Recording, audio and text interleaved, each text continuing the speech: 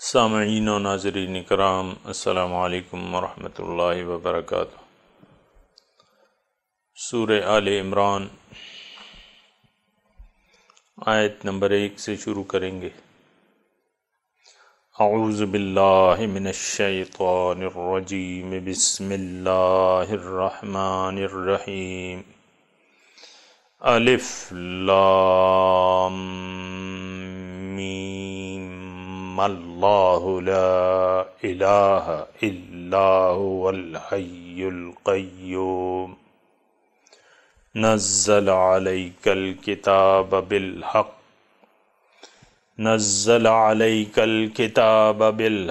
مصدقا لما بین یدیہ وانزل التوراۃ والانجیل من قبل هدى للناس وانزل الفرقان ان الذین کفروا بآیات اللہ لهم عذاب شدید واللہ عزیز ذو انتقام۔ ان اللہ لا يخفى علیہ شیء فی الارض ولا فی السماء هو الذی یصورکم فی الارحام کیف یشاء لا الہ الا هو العزیز الحکیم۔ الف لام میم، اللہ اس کے معنی کو اچھے جانتے ہیں۔ اللہ لا الہ الا ہو، اللہ تعالیٰ وہ ذات ہے کہ نہیں ہے کوئی معبود ماں سوا اس کے۔ الحی، وہ زندہ ہے، قیوم، سب کو تھامنے والا۔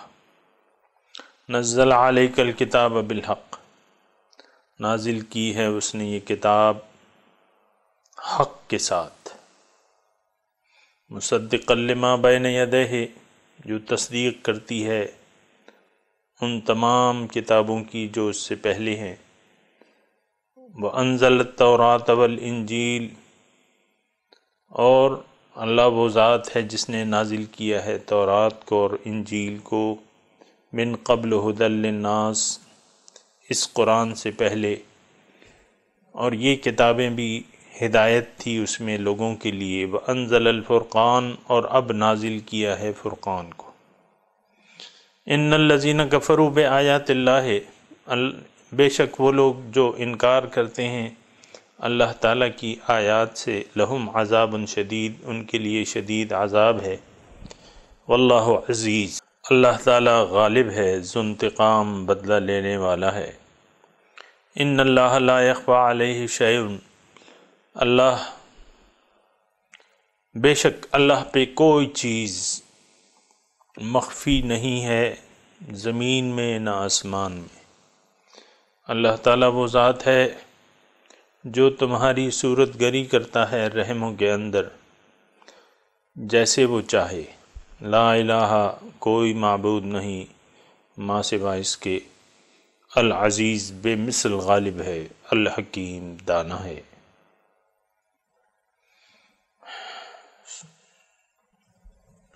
سورہ آل عمران، نزول اس کا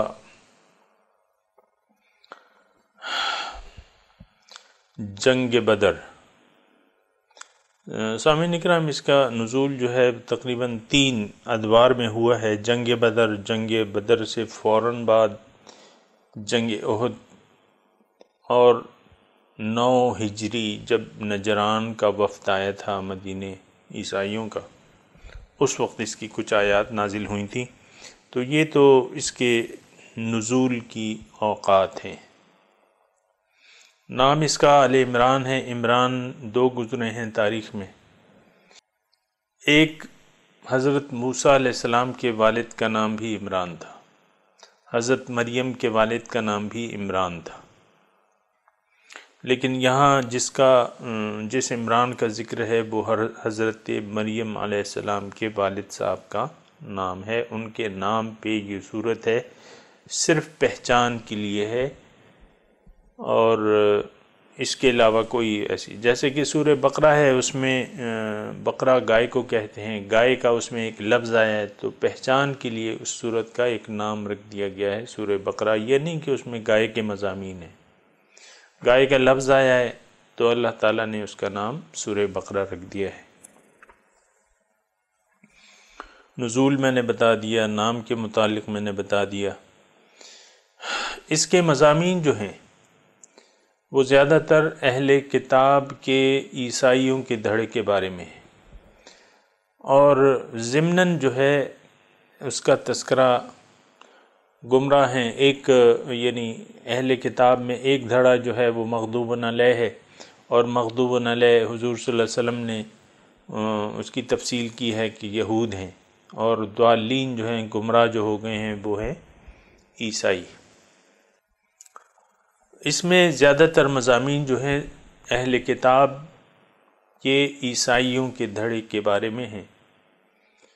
سورہ بقرہ میں اہل کتاب کے یہودیوں کے دھڑے جن پہ اللہ تعالیٰ کا غصہ ہوا تھا ان کے حالات و واقعات بیان ہوئے ہیں، اور اس میں جو ہے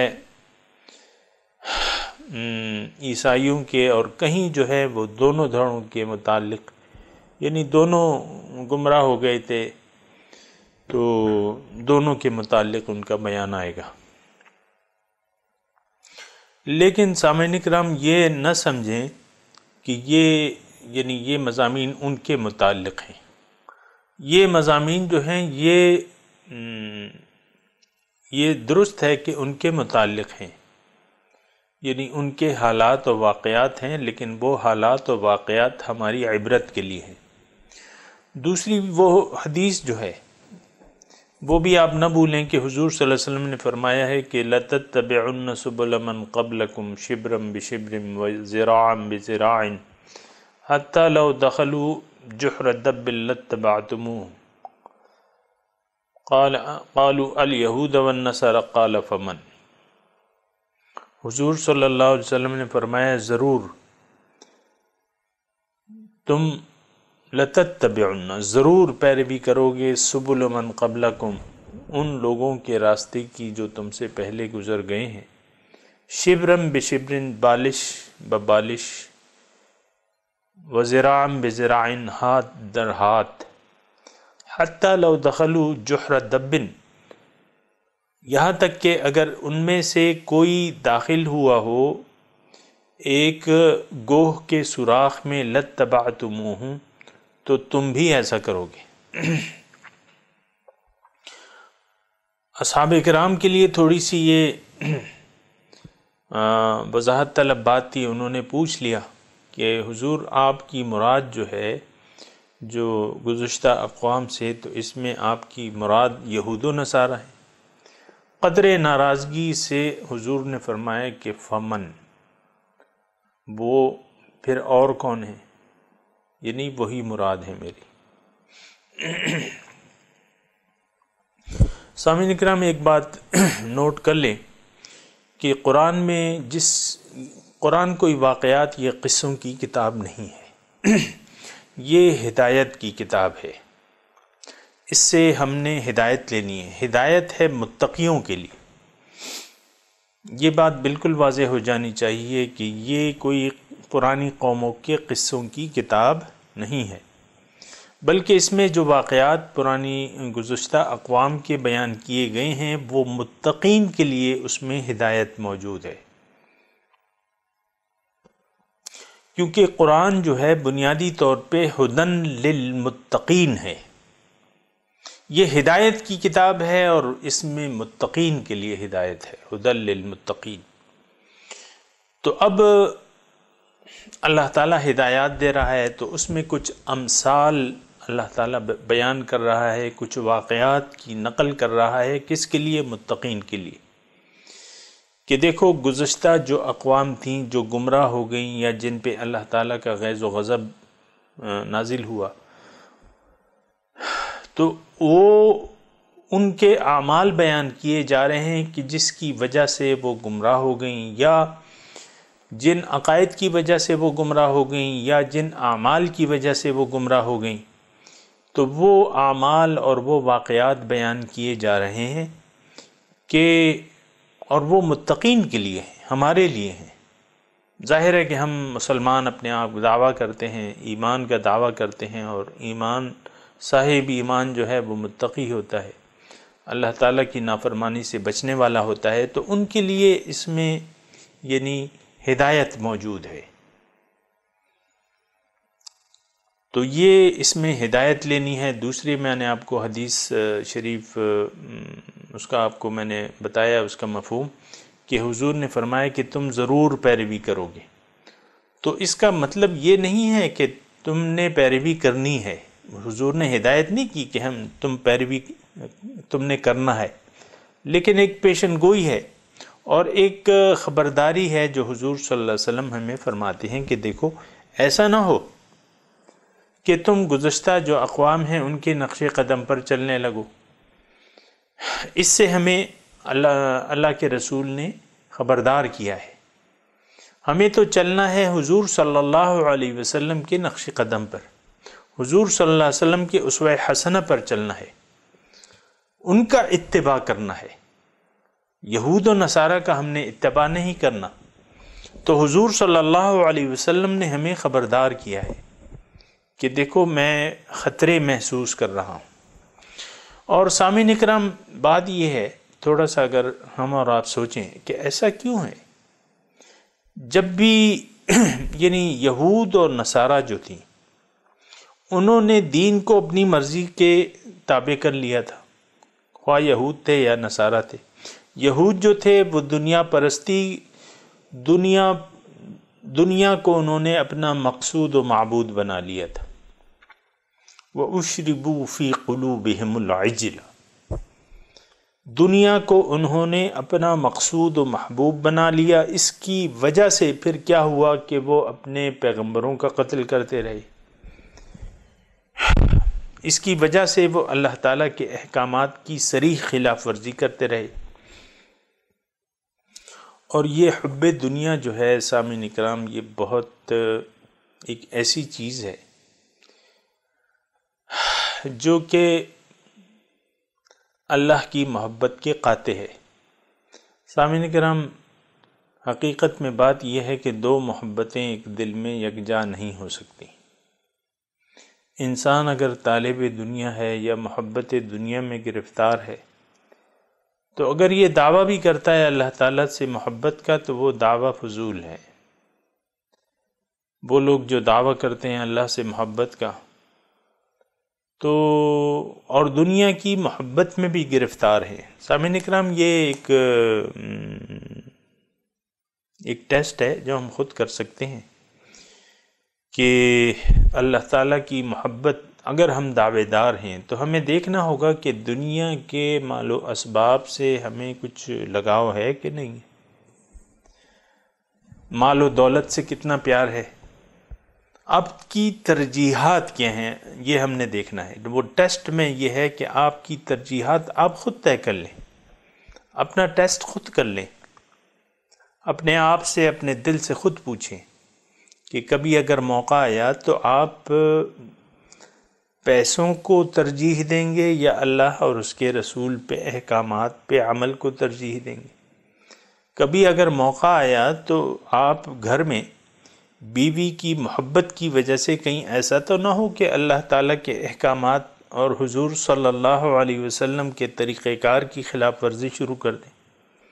بچوں کی محبت میں کہیں ایسا تو نہیں ہے کہ اللہ تعالیٰ کے احکامات کو آپ نظر انداز کر دیں؟ یہ ہم خود ٹیسٹ کر سکتے ہیں، اپنا ٹیسٹ کر سکتے ہیں، یعنی اپنے آپ کو نمبر دے لیں، ایک کاغذ پہ تمام سوالات لکھ لیں۔ مال کی محبت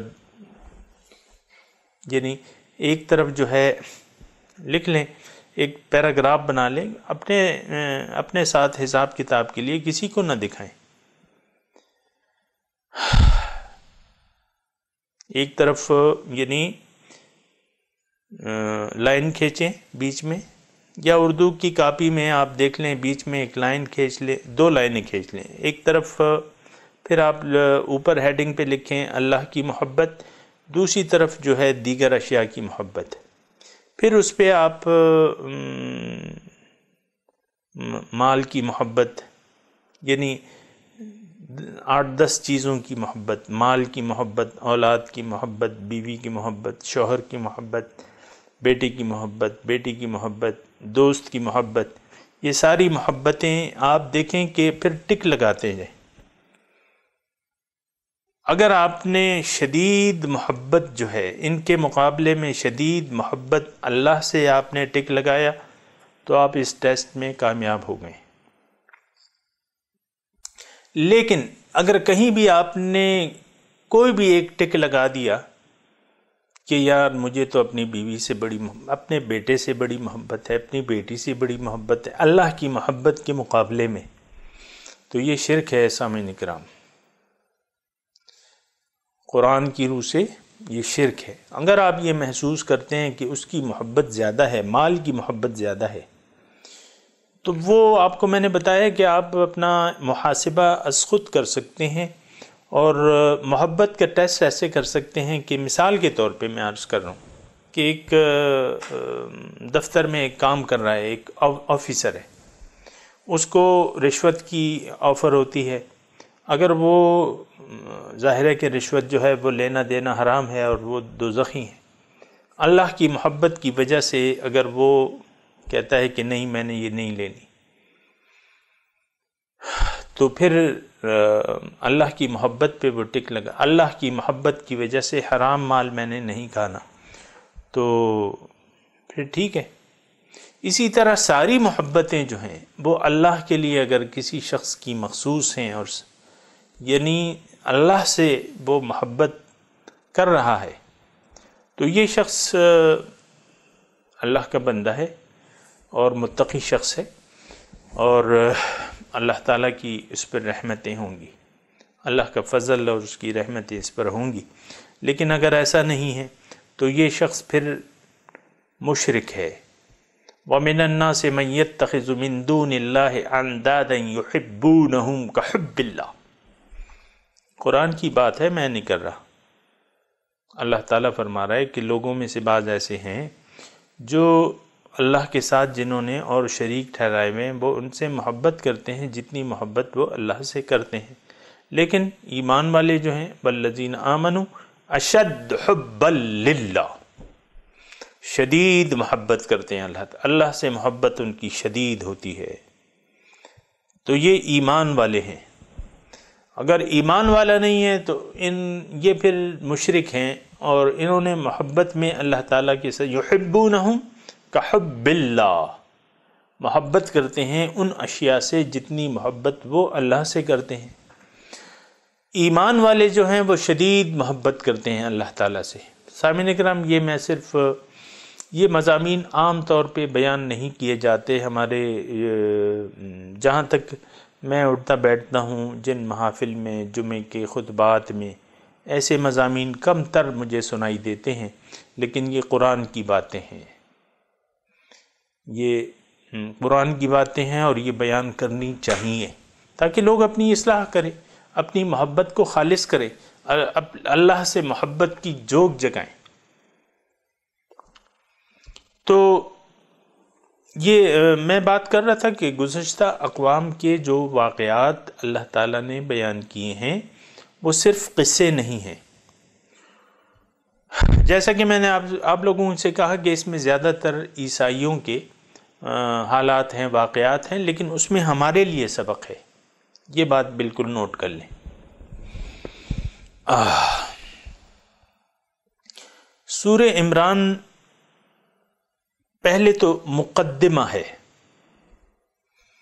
ظاہر ہے کہ اس میں ہدایت ہے، ہدایات بھی ہوں گی، مقدمہ ہے سب سے پہلے۔ اس میں اللہ تعالیٰ جو ہے اپنی ذات کی تھوڑی سی تفصیل بیان کر رہا ہے کہ اللہ تعالیٰ ہے کیا۔ بات یہ ہے کہ شان نزول کے مطابق نصارہ نے اس بات کے قائل تھے کہ ان اللہ هو المسیح ابن مریم، ان اللہ هو الثالث ثلاثہ، لقد کفر الذین قالوا ان اللہ هو المسیح ابن مریم۔ تو عیسائیوں کا یہ عقیدہ ہے تثلیث. اگر آپ جانتے ہیں تو تثلیث ان کا مشہور عقیدہ ہے کہ عیسیٰ علیہ السلام خدا ہیں، خدا کی کمیٹی کے ممبر ہیں، عین خدا ہیں. تو یہ تثلیث ہے. مریم علیہ السلام کو بھی انہوں نے خدا کا درجہ دیا ہوا ہے. تو یہ یعنی اس محبت میں وہ شدید ہو گئے ہیں. تو سامعین اکرام، اس میں ایک نقطہ یہ بھی نکلتا ہے کہ ہر مخلوق میں ہر ایک کو اس کے اپنے درجے تک محدود رکھنا چاہیے. بعض لوگ جو ہیں اپنے علماء کو یا اپنے مشائخ کو، اپنے پیران کرام کو ایسا درجہ دے دیتے ہیں جو کہ نہیں دینا چاہیے، جو کہ ان کی شان کے مطابق نہیں ہے، جو کہ ان کی غلو ہے. یعنی ان کی اللہ تعالیٰ کی صفات جو ہیں، مثال کے طور پہ کہ وہ کہتے ہیں، بعض لوگ کہتے ہیں کہ بھئی ہمارا پیر تو ہر وقت ہمیں دیکھ رہا ہے. ایسا نہیں ہے. پیر صاحب جو ہیں وہ اللہ تعالیٰ کی عطا سے اللہ تعالیٰ جب چاہے ان کو خبردار کر دیتا ہے. پیر صاحب میں اپنی کوئی ذاتی وہ نہیں ہوتی، اور علم غیب جو ہے یہ صرف اللہ تعالیٰ کا خاصہ ہے. تو یہ میں نے ایک مثال کے طور پہ بیان کی. تو بعض لوگ جو ہیں کہ بھئی وہ یہ کہتے ہیں کہ بس پیر صاحب ہمارے جو ہیں وہ ہمیں لے جائیں گے جنت میں، ہم عمل کریں یا نہ کریں. یہ عین عیسائیوں کا عقیدہ ہے.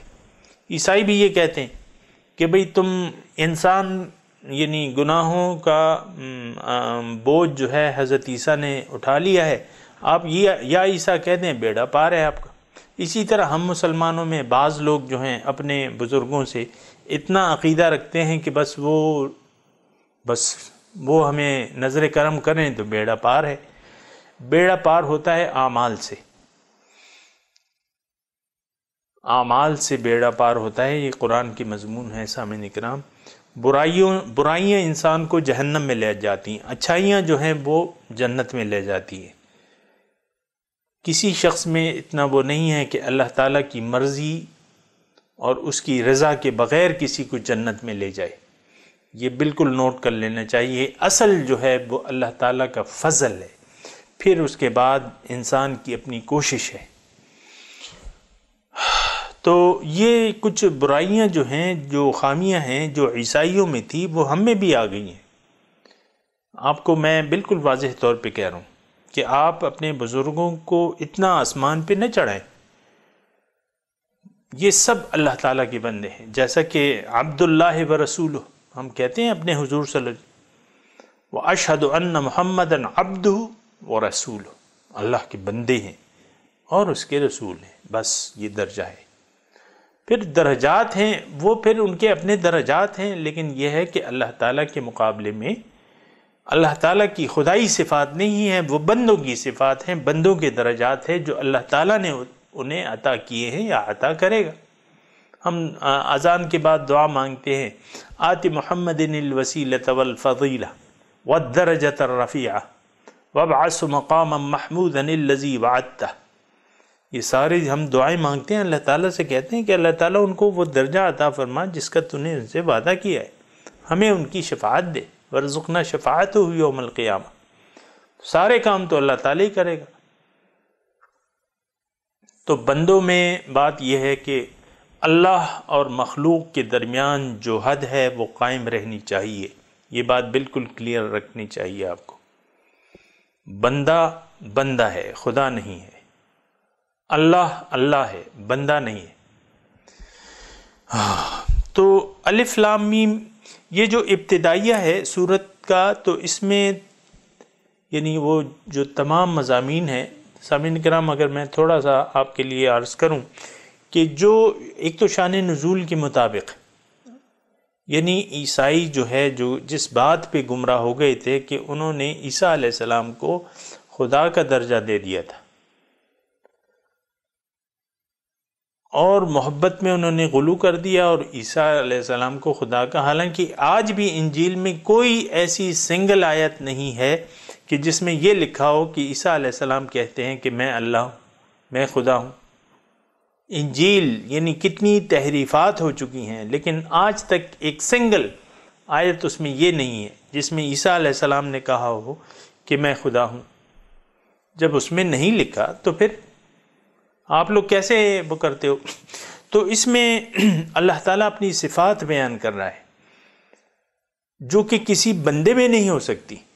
یعنی اس سارے مضمون میں سامعین اکرام، یہ میں ابتدائی طور پہ آپ کو بیان کر رہا ہوں کہ اس سارے مضمون میں اللہ تعالیٰ اپنی صفات بیان کر رہا ہے کہ دیکھیں مثال کے طور پہ الحی، وہ انسان کی کوئی صفت ہی نہیں ہے۔ القیوم، ٹھیک ہے، پھر جو ہے لا يخفى عليه شيء في الارض ولا في السماء هو الذي يصوركم في الارحام كيف شاء والذي انزل عليك الكتاب نزل عليك الكتاب بالحق۔ یہ انسانی صفات ہی نہیں ہے، یہ تو اللہ تعالیٰ کی صفات ہے، اور سب سے بڑی صفت جو ہے وہ صفت الوہیت ہے۔ سب سے پہلی جو آیت ہے اللہ لا الہ الا ہو الحی القیوم، اللہ تعالیٰ فرماتا ہے کہ لا الہ الا ہو، اللہ تعالیٰ وہ ذات ہے جس کے نہیں ہے کوئی معبود ماں سوا اس کے۔ الہ ہے، لا الہ، کوئی معبود ہے ہی نہیں، کوئی دوسری ایسی ہستی نہیں ہے جس کی عبادت کی جا سکے۔ لا الہ الا ہو، یہ سب سے پہلی، سامعین اکرام میں پہلے بھی عرض کر چکا ہوں، لیکن اس میں جو ہے جو سورہ عمران کا ابتدائیہ ہے، اس میں 2 مرتبہ اللہ تعالیٰ نے اپنی صفت الوہیت بیان کی ہے۔ لا الہ الا هو الحی القیوم، لا الہ الا هو العزیز الحکیم۔ سامعین اکرام، اگر میں تھوڑا سا آپ کا ٹائم لے کے یہ بات، اس کی تھوڑی سی میں وضاحت کر دوں کہ لا الہ کا کیا مطلب ہے۔ یہ وہ کلمہ ہے جس کی بنیاد پر انسان کفر سے، جس کا اقرار کر کے انسان کفر سے اسلام کے دائرے میں داخل ہو جاتا ہے۔ اشہد ان لا الہ الا اللہ و اشہد ان محمد عبدہ و رسولہ، جب یہ آپ کلمہ پڑھ لیں گے، اس میں بنیادی جو چیز ہے وہ یہ ہے کہ لا الہ الا اللہ۔ من قال لا الہ الا اللہ فقد دخل الجنہ، حدیث ہے، جس نے کہہ دیا کہ لا الہ الا اللہ، جنت میں داخل ہو گیا۔ تو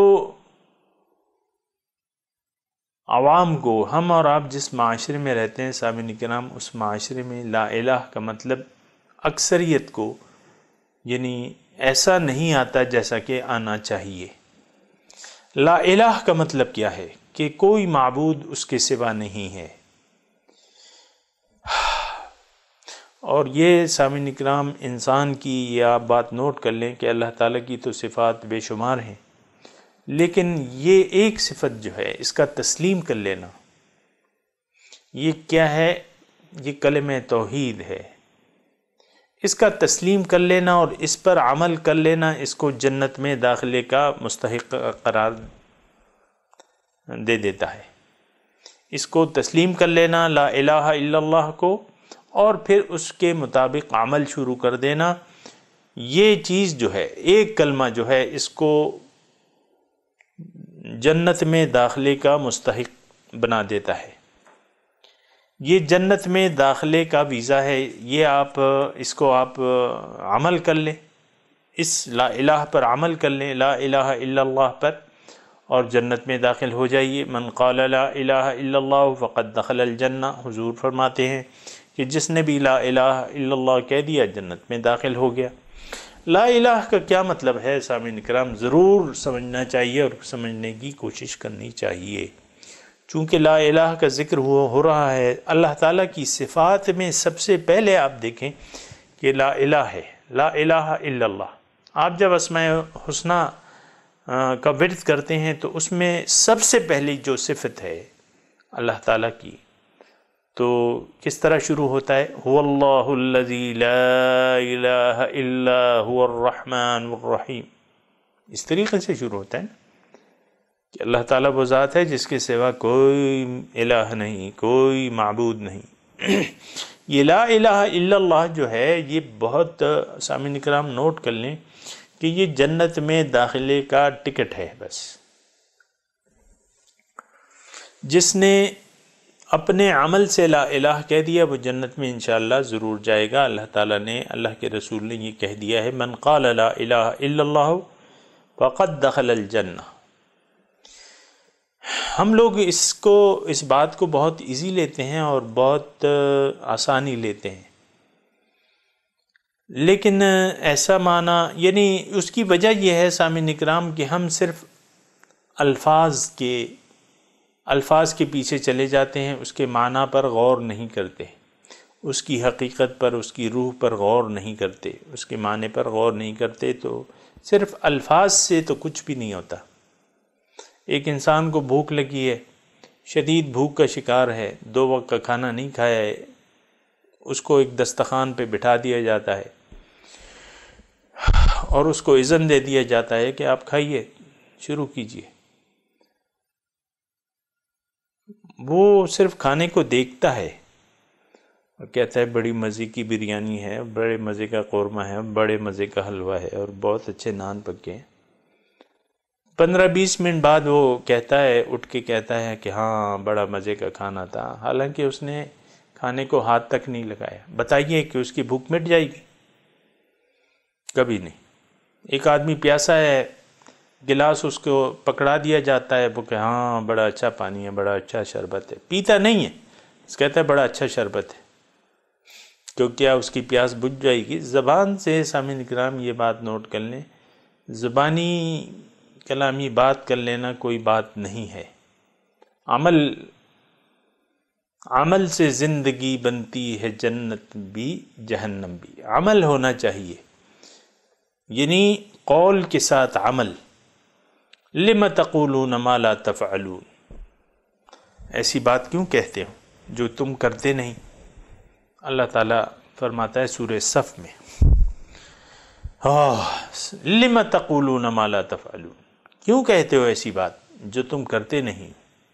کبر مقتا عند اللہ ان تقولوا ما لا تفعلون، بہت بڑی بات ہے، ناراضگی کی بات ہے اللہ کے نزدیک کہ تم کہو وہ بات جو تم کرتے نہیں۔ زبان سے کہہ بھی دیا لا الہ تو کیا حاصل، دل و نگاہ جو مسلمان نہیں تو کچھ بھی نہیں۔ آپ نے زبان سے لا الہ کہہ دیا، لیکن آپ نے اس کے نہ تو معنی کو سمجھا ہے، نہ اس پر عمل کر رہے ہیں، نہ اس کے تقاضوں پر عمل کر رہے ہیں۔ تو زبان سے لا الہ کہنے سے کیا مطلب؟ ایک عیسائی، ہندو اگر زبان سے بغیر سوچے سمجھے کلمہ پڑھ دے تو کیا وہ مسلمان ہو جائے گا؟ ہرگز نہیں۔ پہلے اس کو کلمے کے مطلب کو سمجھنا ہوگا، پہلے اس کو توحید کو سمجھنا ہوگا، اسلام کو سمجھنا ہوگا، اس کے بعد جو ہے پھر اگر وہ ارادتاً کلمے کو سمجھ کے ارادہ کر کے کلمے کو پڑھے تو پھر بھی وہ مسلمان تو کہلائے گا، لیکن کتابوں میں کاغذوں میں اس کا نام مسلمان لکھ دیا جائے گا۔ جس نے زبان سے، شریعت کے یہ اصول ہے کہ شرع ظاہر کو دیکھتی ہے، قلب کا معاملہ اللہ کے ہاتھ میں ہے، وہ تو قلب کی حالت کو اللہ تعالیٰ بہتر جانتا ہے، لیکن زبان سے اگر کوئی کلمہ گو ہے، آپ نے اسے یہ نہیں کہنا کہ تم مسلمان نہیں ہو۔ ایون کلمہ کے علاوہ اگر ایک شخص آپ کو سلام کرے تو آپ اس کو یہ نہیں کہہ سکتے کہ تم مسلمان نہیں ہو، یعنی کلمہ تو دور کی بات ہے، لیکن اگر وہ آپ کو سلام کرے، کوئی بھی شخص، آپ اسے نہیں جانتے، آپ کا گمان یہ ہے کہ وہ کافر ہے، لیکن اگر اس نے السلام علیکم کہہ دیا آپ کو، تو آپ کفر کا فتویٰ اس پر نہیں لگا سکتے۔ وَلَا تَقُولُوا لِمَنْ أَلْقَى إِلَيْكُمُ السَّلَامَ لَسْتَ مُؤْمِنًا، حکم ہے اللہ تعالیٰ کا، سلام جو کلمے سے نیچے درجہ ہے، لیکن اس کے کہنے پہ بھی آپ کسی کو غیر مسلم نہیں قرار دے سکتے۔ تو شرع ظاہر کو دیکھتی ہے، ظاہر کا معاملہ علیحدہ ہے۔ شناختی کارڈ میں آپ کا نام مسلمان، آپ کا مذہب کے خانے میں آپ کا اسلام لکھا جائے گا، لیکن یہ بات یقینی ہے کہ وَمِنَ النَّاسِ مَن يَقُولُ آمَنَّا بِاللَّهِ وَبِالْيَوْمِ الْآخِرِ وَمَا هُمْ بِمُؤْمِنِينَ، لوگوں میں سے بعض ایسے ہیں جو کہتے ہیں کہ ہم ایمان لے آئے اللہ پہ اور یوم آخرت پر، لیکن یہ مومن نہیں ہے۔ یخادعون اللہ والذین آمنوا وما یخدعون الا انفسهم وما یشعرون، دھوکہ دے رہے ہیں، دھوکہ دینے کی کوشش کر رہے ہیں اللہ کو، ایمان والوں کو۔ یہ دھوکہ نہیں دے رہے، صرف اپنے آپ کو دھوکہ دے رہے ہیں، لیکن ان کو اس بات کا شعور نہیں ہے۔ اللہ لا الہ الا ہو، اللہ تعالیٰ وہ ذات ہے کہ اس کے سوا کوئی معبود نہیں۔ الہ کی چونکہ یہ مضمون شروع ہو رہا ہے کلمہ توحید سے، اور اللہ تعالیٰ کی جو ڈیفینیشن ہے اس میں، یعنی اگر آپ کو اس کی تعریف ہے تو پھر اس کی الوہیت سے، اس کی وحدانیت سے بات شروع ہوگی، اس کی توحید سے بات شروع ہوگی۔ قل هو اللہ احد، کہہ دیجئے کہ اللہ تعالیٰ ایک ہے۔ تو میں عرض کر رہا تھا کہ یہ الہ کے مطلب جاننا سامعین اکرام بہت زیادہ ضروری ہے۔ الہ کا مطلب کیا ہے؟ پہلے تو اس کو جان لیں۔ الہ وہ ہستی جس کی آپ بلا چون و چرا اطاعت کریں، وہ ہستی، اس کو کہتے ہیں الہ۔ سامعین اکرام، الہ جو ہے وہ اللہ تعالیٰ کا صفاتی نام ہے، اللہ تعالیٰ کا ذاتی نام اللہ ہے، صفاتی نام ہے۔ جیسا کہ ایک شخص ڈاکٹر ہے، ایک شخص اس کا نام زید ہے لیکن وہ ڈاکٹر بھی ہے، تو ہم کہیں گے ڈاکٹر زید۔ تو ڈاکٹر تو بہت سے ہوتے ہیں لیکن زید تو بس ایک ہی ہے۔ زید جو انسان ہے وہ تو ایک ہی ہے، لیکن ڈاکٹر کافی ہو سکتے ہیں، اور اس میں نیم حکیم بھی ہو سکتے ہیں۔ اللہ تعالیٰ کا نام اللہ ہے، اس کی صفت میں یہ الہ جو ہے اس کی صفت ہے، اور اس کے معنی یہ ہیں کہ وہ ہستی جس کی بلا چون و چرا اطاعت کی جائے، کہنا مانا جائے، وہ الہ ہے۔ تو یہ سامعین اکرام الہ باطل بھی ہو سکتے ہیں، حق بھی ہو سکتے ہیں، لیکن حق الہ جو ہے وہ صرف ایک ہے۔ وہ ہستی صرف اللہ کی ہے جس کی اطاعت کی جائے گی بلا چون و چرا، کیونکہ اللہ کے ماں سوا کوئی الہ نہیں ہے۔ لا الہ الا ہو، لا الہ الا اللہ۔ اللہ چونکہ الہ واحد ہے، یہ سامعین اکرام اچھی طرح نوٹ کر لیں۔ میں آسان بالکل جذباتیت سے ماورا ہو کے آپ کو یہ ترجمہ بتا رہا ہوں، اور بالکل ذہن نشین آپ کو کر لینا چاہیے۔ وہ ہستی جس کی آپ نے بلا چون و چرا اطاعت کی، وہ آپ کا الہ ہو گیا۔ مثال کے طور پہ نفس آپ کو ایک بات کہتا ہے، آپ اس کو مان لیتے ہیں، وہ جو بات بھی کہتا ہے آپ اسے اللہ کے سامنے نہیں پیش کرتے، رسول کے سامنے نہیں پیش کرتے، اسلام کے سامنے نہیں پیش کرتے، آپ اس کو مان لیتے ہیں، آپ کو وہ پسند آ جاتی ہے نفس کی تجویز۔ تو نفس آپ کا الہ ہو گیا، کیونکہ آپ نے اس کی تجویز بلا چون و چرا مان لی۔ آپ کا ایک دوست ہے، آپ کو ایک تجویز دیتا ہے، آپ وہ عمل جو ہے، جو کہنے کا کر رہا ہے، کہنے کا کہہ رہا ہے، تو وہ آپ اللہ اور اس کے رسول کے سامنے نہیں پیش کرتے، اس دوست کی تجویز کو مان لیتے ہیں، دوست آپ کا الہ ہو گیا۔ معاشرہ آپ کو ایک کام کے بارے میں ایک رواج، مثال کے طور پہ ایک رواج آپ معاشرے کی بات، معاشرہ آپ کا الہ ہو گیا۔ شیطان ہے، نفس ہے، معاشرہ ہے، ماں ہے، باپ ہے، بھائی ہے، بہن ہے، بیوی ہے، شوہر ہے، جو بھی آپ کو ABCD EF XYZ جو بھی آپ کو ایک بات کرے آپ نے اسے بلا چون و چرا مان لی، وہ آپ کا الہ ہو گیا، لیکن وہ الہ جو ہے وہ باطل ہے، کیونکہ اللہ کے سوا کوئی الہ ہے نہیں۔ اس کا مطلب یہ ہوا سامعین کرام کہ اگر کوئی بھی شخص یا کوئی بھی ہستی آپ کو کوئی حکم پیش کرتی ہے، کوئی تجویز پیش کرتی ہے، آپ کو اللہ اور اس کے رسول کے سامنے پیش کرنا چاہیے، ان سے پوچھنا چاہیے کہ بھئی میرا نفس مجھے یہ سجیشن دے رہا ہے، میں کر لوں کہ نہ کروں؟ تو اللہ تعالیٰ اگر کہے تو کر لو، نہ کہے منع کرے تو چھوڑ دو۔ ما آتاکم الرسول فخذوہ وما نہاکم عنہ فانتہوا، جو کچھ بھی تمہیں رسول دے دے اس کو قبول کر لو، جس کام سے روکے اس سے رک جاؤ۔ اللہ اور اس کا رسول، اللہ تعالیٰ کا حکم، پھر رسول صلی اللہ علیہ وسلم کا طریقہ کار، یا رسول جو ہے وہ اللہ ہی کا حکم پیش کرتا ہے۔ سامعین کرام، اللہ تعالیٰ رسول معبود نہیں ہے، رسول الہ نہیں ہے، وہ رسول ہے اللہ کا، وہ آپ کو اللہ کے احکامات پیش کرتا ہے۔ تو رسول کی اطاعت اس وجہ سے فرض ہے کہ وہ آپ کو اللہ کی اطاعت کا حکم دیتا ہے، اللہ تعالیٰ کے احکامات بتاتا ہے۔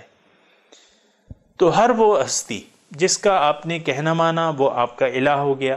ارأیت من اتخذ ہواہ الہ، کیا دیکھا ہے تم نے اس شخص کو جس نے اپنی خواہشات کو اپنا معبود بنا لیا ہے اور وہ گمراہ ہو گیا ہے۔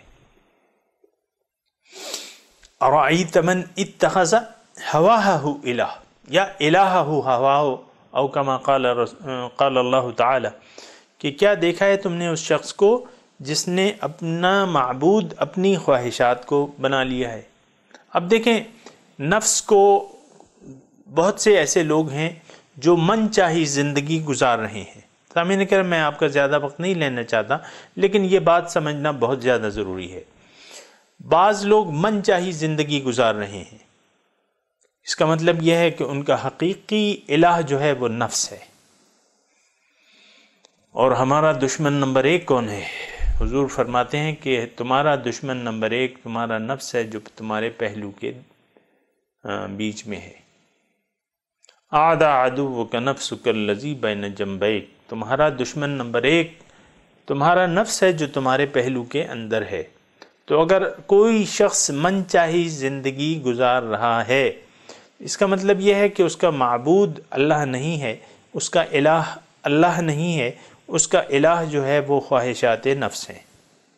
سامعین کرام، آپ مجھے بتائیے کہ ہم اور آپ جس معاشرے میں رہ رہے ہیں اس میں کتنے ایسے لوگ ہوں گے جو خالص اللہ کے حکم کے تابع ہیں، اللہ اور اس کے رسول کے حکم کے تابع ہیں، اپنے نفس کا کہنا اللہ کی رضا کے سامنے نفس کا کہنا نہیں مانتے، بیوی کا نہیں مانتے، بیوی جو ہے شوہر کا نہیں مانتی، اولاد باپ کا نہیں مانتی، باپ اولاد کا نہیں مانتا۔ ایسے کتنے لوگ ہیں؟ ایسے بہت کم لوگ ہیں سامعین کرام۔ ہم تو عام طور پہ سامعین کرام سیدھی سی بات ہے کہ من چاہی زندگی گزار رہے ہیں، ہمیں پتہ ہی نہیں ہے دین کیا ہے، دین کی دعوت کیا ہے، اور لا الہ کا مطلب کیا ہے۔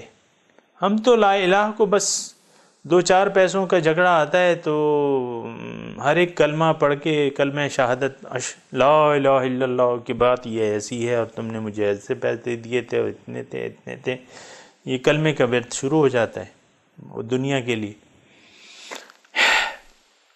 سامعین کرام، یہ بھی میں آپ کو بتا دوں، ایک اور بات میری آپ سن لیں کہ آخر کیوں ہے ایسا؟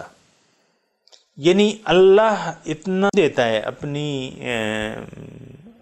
الوہیت کو تسلیم کرنے پہ، یا اللہ ہمارے لیے یہ ضروری کیوں قرار دیتا ہے کہ ہم صرف اللہ ہی کو اپنا معبود بنا لیں یا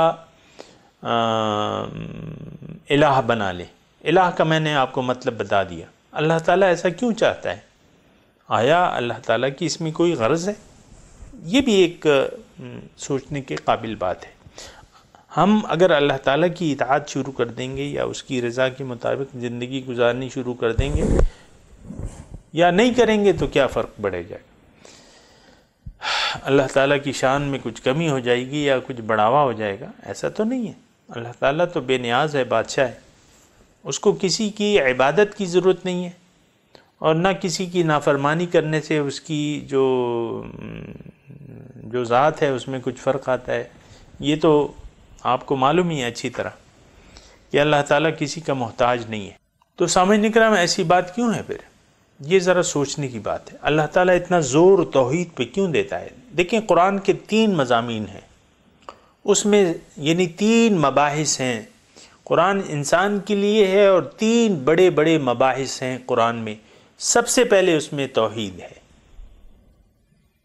توحید کو قرآن ضروری قرار دیتا ہے،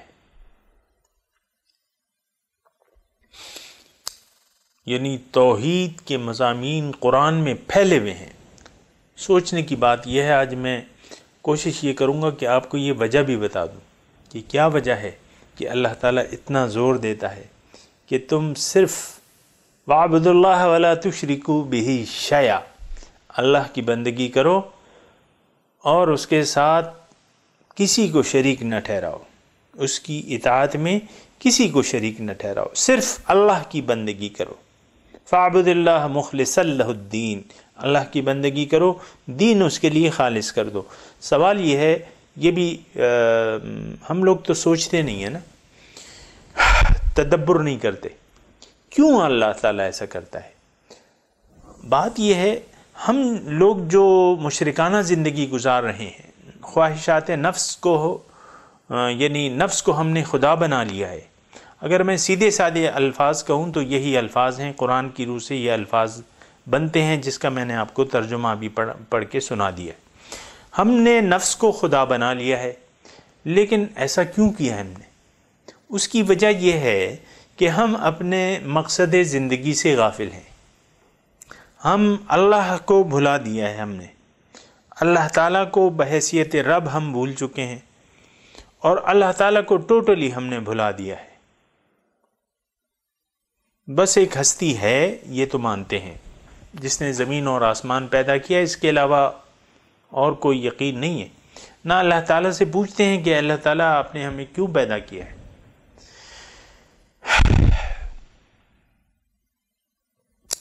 تو یعنی میں عرض یہ کر رہا تھا کہ آخر کیوں اللہ الہ واحد، اس میں انسان کی نجات، آخر راز کیا ہے؟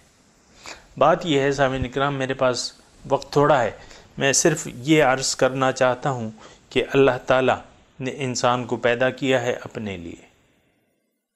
اللہ تعالیٰ دعوت دے رہا ہے انسان کو اپنی طرف، فَفِرُّوا إِلَى اللَّهِ، اللہ کی طرف دوڑ لگاؤ، چلو۔ اللہ داعیًا إِلَى اللَّهِ، رسول جو ہے دعوت دینے والے ہیں اللہ تعالیٰ کی طرف۔ وَإِنَّكَ لَتَهْدِي إِلَى صِرَاطٍ مُسْتَقِيمٍ، آپ ان کو ہدایت دینے والے ہیں صراط مستقیم کی طرف۔ صراط اللہ الذی لہ ما فی السماوات والارض، وہ اس ذات کا راستہ ہے جس کے لیے آسمان اور زمین ہے۔ تو مقصود جو ہے وہ اللہ کا اللہ تک پہنچنا ہے، اللہ کا اللہ تک پہنچ کے اس کی معرفت حاصل کرنا ہے، اس کا دیدار اور اس کا قرب حاصل کرنا ہے۔ عبادت کا نچوڑ کیا ہے؟ عبادت کا نچوڑ کیا ہے؟ عبادت کا حاصل کیا ہے کہ آپ کو اللہ تعالیٰ کی رضا حاصل ہو جاتی ہے، اللہ تعالیٰ کا قرب نصیب ہو جاتا ہے، اللہ تعالیٰ کی معرفت نصیب ہو جاتی ہے، اللہ تعالیٰ کا دیدار آپ کو نصیب ہو جائے گا یا ہو جاتا ہے، آپ کو جنت مل جائے گی۔ عبادت کا نچوڑ یہ ہے۔ تو کیا مطلب ہوا کہ انسان کو اللہ تعالیٰ نے اپنے لیے پیدا کیا ہے کہ یہ میرے پاس آ جائے، میرے راستے پر چل کر۔ دیکھیں، صراط مستقیم ہے، مضمون مشکل نہیں ہے، اگر کوئی اس کو مشکل بنانا چاہتا ہے تو یہ اس کی مرضی ہے۔ سارے پیغمبر اللہ کا راستہ دعوت دینے والے تھے اللہ تعالیٰ کی طرف، سارے پیغمبر اللہ کی طرف دعوت دینے والے تھے، اور سارے پیغمبروں نے اللہ کا راستہ انسان کو بتایا ہے۔ اللہ کا راستہ اگر کوئی اختیار کر لے یا اللہ کے راستے پر چلنے لگے تو وہ کہاں پہنچے گا؟ اللہ تک پہنچ جائے گا، کیونکہ راستہ کس کا ہے؟ اللہ کا راستہ ہے۔ ہم 5 وقت نماز میں اللہ تعالیٰ سے دعا کرتے ہیں، اہدنا صراط المستقیم، اے اللہ تعالیٰ اپنا سیدھا راستہ ہمیں بتا دیجئے تاکہ ہم اس پر چل کر آپ تک پہنچ جائیں۔ تو مقصود کیا ہوا؟ اللہ تک پہنچنا، اللہ کی معرفت، اللہ کا دیدار، اللہ کا قرب۔ تو سامعین اکرام، اللہ تک پہنچنے کا سیدھا راستہ جو ہے وہ ہے کیا ہے؟ صراط مستقیم۔ اب صراط مستقیم کیا ہے؟ وہ دین اسلام ہے، وہ قرآن ہے، وہ حضور کا طریقہ ہے، یہ صراط مستقیم ہے۔ اب دین کیا ہے؟ یہ زندگی گزارنے کا ایک طریقہ ہے جو اللہ تعالیٰ نے ہمیں بتا دیا ہے، یہ ہدایت ہے۔ اس میں اللہ تعالیٰ نے صراط مستقیم کو بتایا ہے، رسول دعوت دینے والے ہیں صراط مستقیم کی طرف۔ ہم ہر روز دعا مانگتے ہیں اللہ تعالیٰ سے صراط مستقیم کی کہ اللہ تعالیٰ آپ ہمیں صراط مستقیم کی ہدایت دیں۔ تو سامعین اکرام، انسان اللہ کے راستے پر جب چلنا شروع کر دے تو اللہ تعالیٰ کی، تو اس کی منزل کیا ہے؟ اللہ ہے۔ وعلی اللہ قصد السبیل ومنہا جائر، سورہ نحل۔ اور سیدھا راستہ تو اللہ تک جا پہنچتا ہے، بعض راستے ٹیڑھے ہیں جو اللہ تک نہیں پہنچتے۔ سیدھا راستہ، سیدھے راستے پر چلنا۔ اب سیدھا راستہ کیا ہے؟ یہ اللہ تعالیٰ کا بتایا ہوا دین ہے۔ انسان نے کیا کرنا ہے؟ جب یہ ہوش مند ہو جائے، عاقل ہو جائے، بالغ ہو جائے، اب اس نے کیا کرنا ہے؟ زندگی گزارنی ہے، اس نے کاروبار کرنا ہے، اس نے تجارت کرنی ہے، اس نے نوکری کرنی ہے، اس نے شادی کرنی ہے، بچے پیدا کرنے ہیں، اس نے تعلقات قائم کرنے ہیں، تعلقات کاٹنے ہیں، کسی مال کمانا ہے، مال کو خرچ کرنا ہے، اور یہ معاشرے میں ایک معاشرتی زندگی گزارے گا۔ یہ کیسے گزارے گا؟ اس کی ہدایت کیا ہے؟ قرآن میں ہے۔ تو ساری ہدایات موجود ہیں، دین مکمل ہے۔ دین کیا ہے؟ طرز زندگی، طریقے زندگی۔ تو سامعین اکرام، لا الہ کا مطلب کیا ہے؟ کہ اگر آپ نے زندگی گزارنی ہے تو اللہ کی مرضی سے آپ نے گزارنی ہے، اللہ سے پوچھ کے گزارنی ہے۔ اگر آپ نے اپنی مرضی سے گزاری تو آپ مشرک ہو گئے۔ مطلب یہ صرف اللہ کا حق ہے کہ آپ کو طرز زندگی بتائے، کہ آپ کو طریقے زندگی بتائے، کہ آپ کو ہدایت دے۔ یہ اللہ کا حق ہے، یہ کسی اور کا حق نہیں ہے۔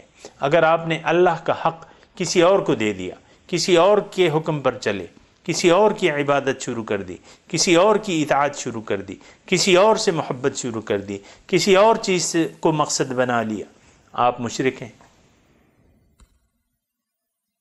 تو لا الہ کا مطلب یہ ہے کہ آپ نے ساری زندگی جو آپ گزار رہے ہیں، ہر لمحہ جو ہے محتاط رہ کے اللہ تعالیٰ کی رضا کے مطابق ہر وقت، ہر لمحہ گزارنا ہے، اللہ کی مرضی سے گزارنا ہے۔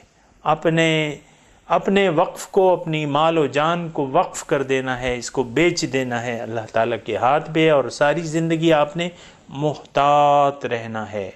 اگر آپ محتاط رہے اور ہر کام اللہ تعالیٰ کی مرضی سے اور رسول کی سنت کے مطابق ادا کیا تو آپ کامیاب ہو جائیں گے۔ اگر نہیں تو آپ کو اجازت ہے، من چاہی زندگی گزارنے کی آپ کو اجازت ہے، آپ کو اختیار ہے، گزار لے۔ دنیا آپ سے کاٹی نہیں جائے گی، جو آپ کے نصیب میں ہے وہ آپ کو ملے گا، لیکن آخرت میں آپ کا کوئی حصہ نہیں ہے، آپ ناکامیاب ہیں، آپ پہ اللہ کا غضب ہوگا، آپ لعنتی ہیں۔ اگر آپ ایسا کر رہے ہیں کہ اللہ کو بھول کے آپ نفس کی اطاعت کر رہے ہیں، شیطان کی نقش قدم پر چل رہے ہیں۔ شیطان نے کیا کیا تھا؟ ایک حکم سے انکار کیا تھا، اور ہماری حالت دیکھ لیں، کتنے احکامات سے ہم انکار کرتے ہیں۔ تو یہ ساری باتیں سامعین اکرام سوچنے کی ہیں۔ آج کے سبق میں لا الہ کا میں نے آپ کو مطلب بتایا ہے۔ اللہ تعالیٰ فرما رہا ہے کہ لا الہ، اللہ لا الہ، اللہ تعالیٰ وہ ذات ہے کہ کوئی معبود نہیں، کوئی مقصود نہیں، کوئی مطلوب نہیں۔ سامعین کرام، اللہ تعالیٰ نے چاہا تو اس پہ تھوڑی سی مزید کل بھی میں انشاءاللہ بات کروں گا، تاکہ بات بالکل کلیئر ہو جائے، اور اللہ تعالیٰ کی مدد سے انشاءاللہ کل اس پہ یعنی آئندہ درس میں اس پہ مزید بات کریں گے۔ وآخر دعوانا ان الحمد للہ رب العالمین۔ السلام علیکم ورحمۃ اللہ وبرکاتہ۔